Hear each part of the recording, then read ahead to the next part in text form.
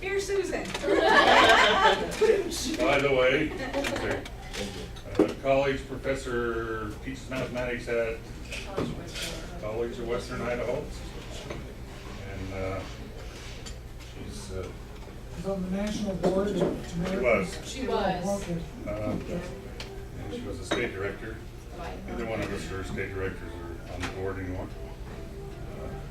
But she is the U-Corps representative. Not quite yet. Oh, well, U-Corps. United Coalition Liaison, which we have here. So she's in talks with Fred Woodward. So let's give her a chance to speak to us all and tell us what's going on in Idaho, which is a lot like Utah in some ways and a lot different. Before I talk about that, I want to mention that Lori and I, it seems like our paths are constantly crossing. We work together in many different capacities, but I actually worked as a teacher at a charter school for 3 years. And it was interesting you asked the question about discrimination, and I don't think so. I always kept everything separate as far as kids never even knew, unless they Googled me.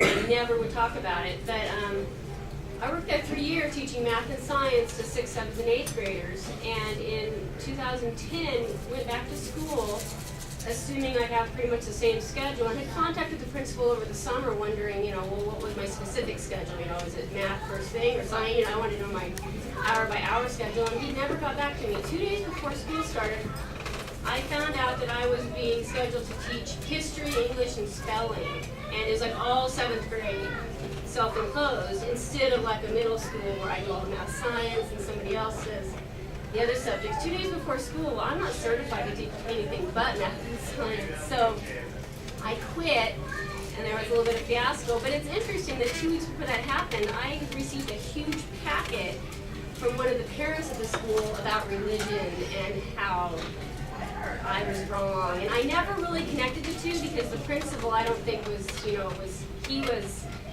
not competent for other reasons, for scheduling reasons. But, when you brought that up, I thought, you always have to wonder if there are connections, because he would not bend. He's like, no, you're teaching it. And I'm like, well, the school's going to have demerit points, I'm not certified, let alone prepared.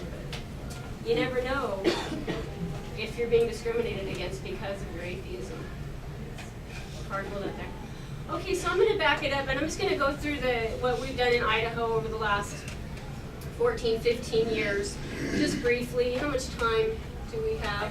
20 minutes. Till these people start walking out on you. Okay. Okay, you start yawning. Okay, I first became, I was raised pretty much in a non-religious family. The word atheist was never spoken, but it was pretty much non-religious. And I never thought about it much. I just thought I was different. I knew I didn't believe. I knew I lived in a world that seemed weird and crazy. Like, why do all these people believe? But I just kept my mouth shut until my kids started asking questions. They'd come home from daycare, and one of the most pivotal points is my daughter came home and she said her babysitter had told them, someone had asked what makes the rainbow, and her babysitter had told all the little children, well, God makes the rainbow. And my daughter spoke up and said, well, we don't believe in God. So I had to get the prism out. She was probably 4.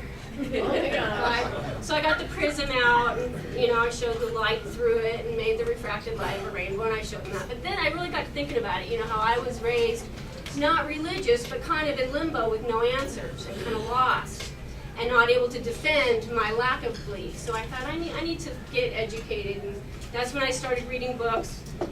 Thomas Paine, Carl Sagan, started reading. And then I saw this little tiny article in the paper in '96 about the disappearance of Madeline Monroe O'Hare. And it talked about this American atheist group out of Austin, Texas. And so I picked up the phone and called information, kind of the American Atheist Center in Austin, Texas. Sure enough, they connected me, and I was a member the next day. Wow. So that's where I started becoming active, and then became state director a couple years later and started Idaho Atheists. And so we've done a few things. One of the first things we did, we wanted it to be an organization that served different facets. Not only activism, very interested in activism as far as keeping state and church separate and atheist civil rights. I was very passionate about that. But I also thought that you needed social activities to be with kindred spirits. I can say that. And then also volunteer activities. We're criticized because we don't volunteer. We don't have hospitals. And, you've heard it all. So one of the first things we did was start an Adopt a Highway program. And that was in '98, and it's still going. Twice a year we go out, we clean the highways. But we have a sign up on either side of the road, a very busy road going in and out of Boise, 24 hours a day. And then we get many people coming to our group because they see that sign, then they Google us. So it was a good idea. We've been criticized in some places for doing it, but I think it was the right decision. It gives our people a way to volunteer because not everybody wants us reading books to their little children, they think we're evil or something. So it's a way for our people to have a volunteer opportunity. Some of the things we've done, some things we won, some things we didn't. One of the first things we did was I met a man named Rob Sherman at an American Atheist conference. He used to be the national spokesperson. He's the one that had the George Bush Sr. quote that he didn't think atheists should be considered citizens because this is one nation under God, like something like that. Okay, he got that quote from George Bush Sr. But I invited this guy to come to Boise to talk, and I didn't know that he was a pistol or I was very new and wet behind the ears. Well, he came in, he had asked me for some history, and I, what was going on in Boise, and I said, well, there's a cross up on the hill. I did some investigation. We have a Table Rock cross, and it is a cross that's owned, it's on a little tiny bit of private land, but it was originally on public land.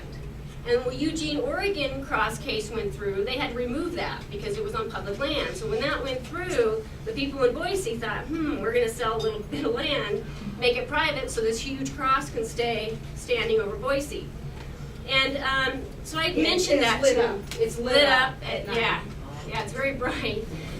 And so I let Rob know about that, and he didn't say anything else, but he's very smooth.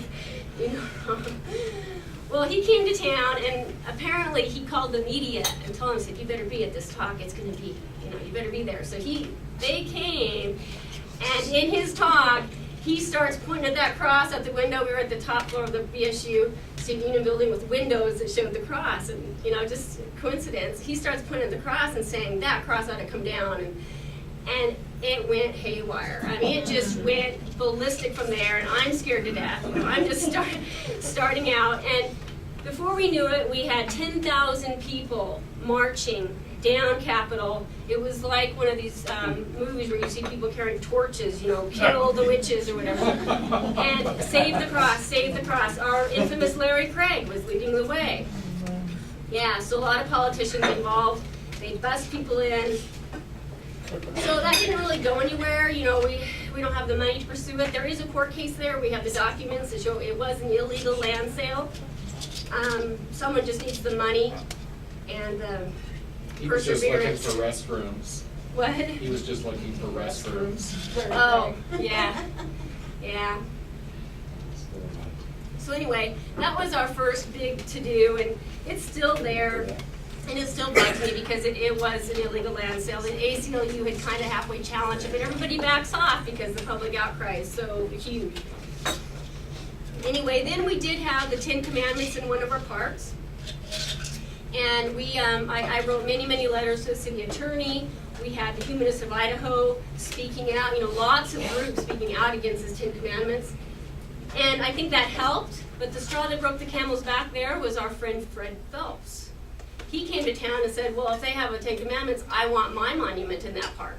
Well, then the city said, okay, we'll take out the 10 Commandments. So he kind of won that one for us, and they moved the 10 Commandments over by the state capitol, put it in a Catholic church. Yes, a church on the corner. Yeah. But they pointed it toward the state capitol so that the lawmakers would be reminded of the 10 Commandments. We won that one. And then, Fred Phelps is a guy from Kansas, the God Hates Fags guy. Yeah. Westboro Baptist Church.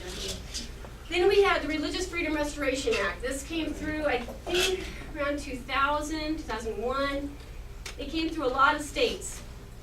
And we had a guy there, and Grant Gibson proposed the bill in our legislature.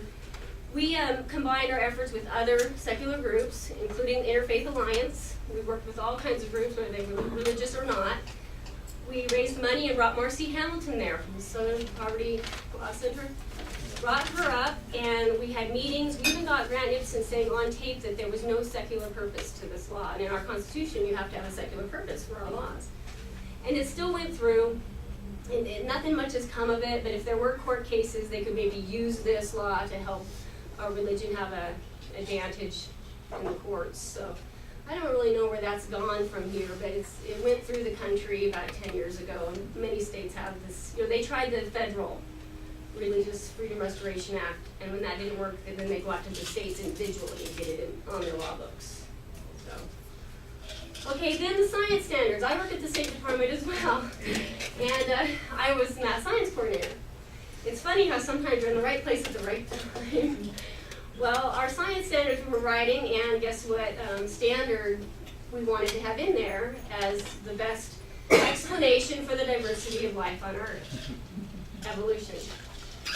Yeah, so that was hot, that was heated, and our state superintendent at the time was Ann Fox, and she believed in UFOs and stuff like that. So she didn't want evolution in there, and I was the science coordinator, and in committees I had to refute my boss. She could have fired me, she never did, but I kept pushing, and we had lots of people come testify for evolution all over the state, many people. Idaho, I think, has a little bit of independence, libertarian attitude. So In the Boise area is more liberal. We did get that through. So we do have evolution on our books. Whether teachers are teaching it, I don't know. When I was teaching 7th grade life science, I taught it. I thought I would get complaints. Never got one complaint. In the classroom, students might say, I don't know if my parents want me to learn this. But not one parent ever came and complained to me. So I was surprised because I was a little worried, but I thought I was prepared to handle it if they did come in. Okay, and all during this time, the governor is issuing proclamations for religious organizations. Lots of Christian Heritage Week, Christian History Week. And back in '99, right after the group started, I tried to get an Atheist Heritage Week proclamation. He didn't sign it. We went ahead and had an Atheist Heritage Week event. I reserved the State House steps, and only about 5 people showed up. This is when we were just starting, But we had an event when we pointed out how the founding fathers were mostly deists, and we had their quotes that the Christians like to say that it's a Christian nation, and they pull certain quotes. Well, we pulled the other quotes to say, no, they did not want this to be a Christian nation. So we highlighted our heritage. And I got a list of all famous dead non-theists. Mark Gilbert, Google him, he has a nice list. To back up the claim that no, this was not meant to be a Christian nation. Our Constitution is supposed to keep that separate. So we had that, but all during this time, the governor keeps issuing these proclamations. So Lori and I drew up an Idaho Day of Reason. We thought, okay, we won't go for the atheist, the word atheist, but we drew up an Idaho Day of Reason and sent that to him.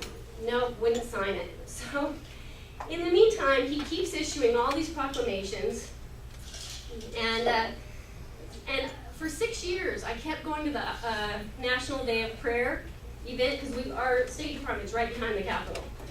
So at lunchtime, the first Thursday in May, I'd always walk over there. I'd take pictures of him. I'd sit in the front row, and I'd go introduce myself. And I worked with the governor on lots of math science issues in the state, so we knew each other, first name. So I'd go up, and I would always be professional and say, Governor Kempthorne, what you're doing is wrong. You are promoting religion as an official government officer, a government person, and then that's wrong. You're making atheists second-class citizens. And he would, always be very polite and say, thank you for letting me know your opinion.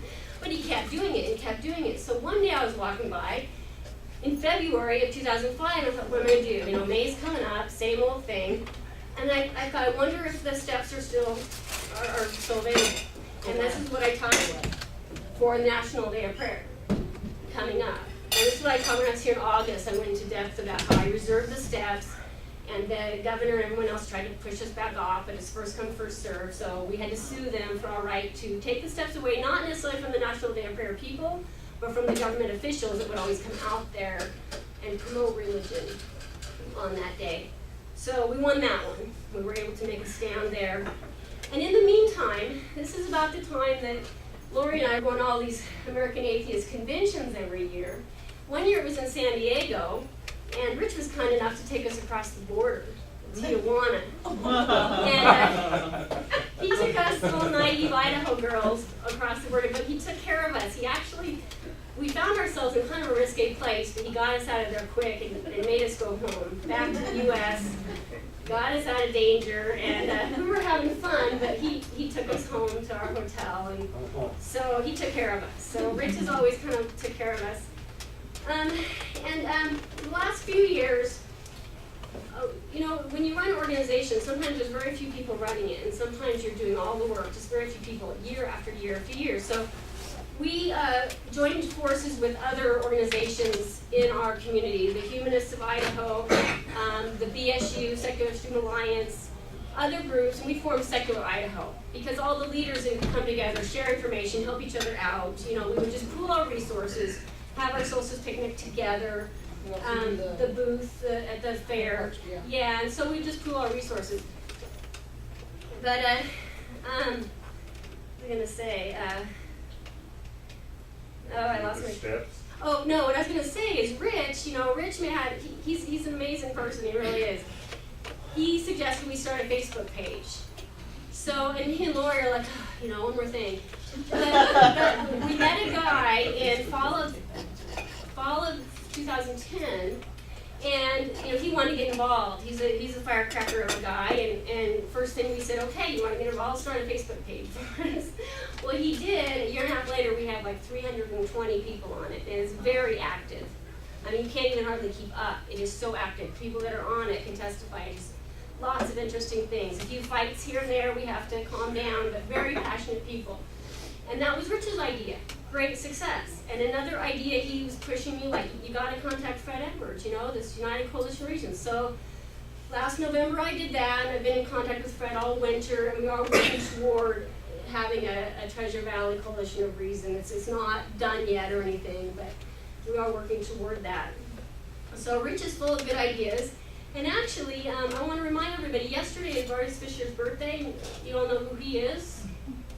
He was an Idaho author. He wrote for The Statesman, actually, and wrote many things. He wrote a Testament of Man series, 12-volume series. And Rich is an expert on Vargas Fisher.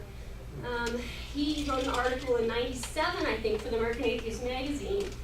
And Vargas Fisher was the guy who wrote A Mountain Man, which is a story of Jeremiah Johnson. The movie Jeremiah Johnson with Robert Redford was based on that book. So he's a very prolific writer. And Rich is an expert on him, has many rare books of Vargas Fisher, and has shared some of those with us. Not And anymore, I don't. They're going to Idaho. I'm afraid I'll become disabled, so. you should look into Vargas Fisher. He wrote in the 30s and 40s and 50s, and was an atheist out and out. And imagine doing that back then. And even the Statesman would even keep him on. And apparently Tim Woodward did a book, Tiger on the Road, and said that every Christmas, Vargas Fisher would write an article in the paper saying there was no Jesus or something, and they'd have a bunch of cancellations, but they never fired him. So, I mean, it's interesting how it seems like it was even, I don't know, he was able to get away with it. I don't know if we could now, but anyway.